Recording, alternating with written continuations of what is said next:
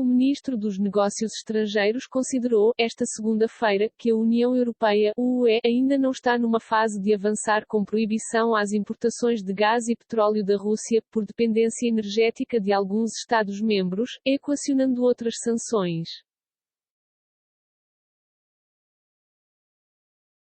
Não estamos ainda numa fase em que possamos discutir sanções que passam pela proibição da importação de gás e petróleo da Rússia, embora esse seja um tema que está não apenas no debate público, como também na concertação entre nós próprios e com outros aliados que já avançaram para esse tipo de medida, declarou Augusto Santos Silva, falando em conferência de imprensa aos jornalistas portugueses em Bruxelas.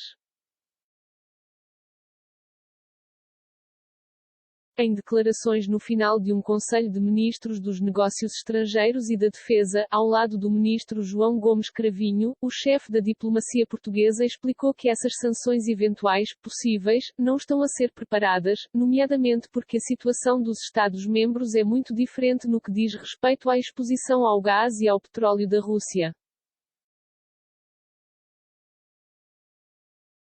No caso de Portugal, a exposição é baixa ou quase residual, o que aliás em parte justifica a decisão da companhia portuguesa que importava petróleo russo, de cessar essa importação, apontou, aludindo à decisão da Galp Energia de suspender a compra de produtos petrolíferos russos.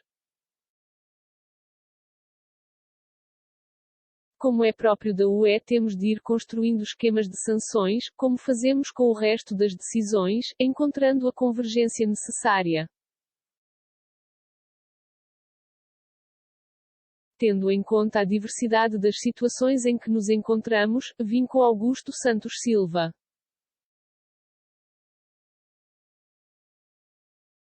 A ser equacionado pelos chefes da diplomacia europeia estão, sim, novas sanções à Rússia, devido à invasão da Ucrânia, que deu origem à guerra.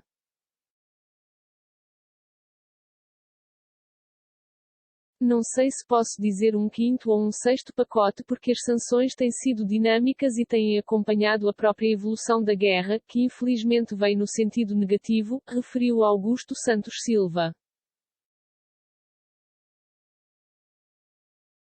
Em concreto, a UE está a trabalhar em novas listas de sanções, que podem prever o alargamento a mais pessoas envolvidas na guerra, precisou.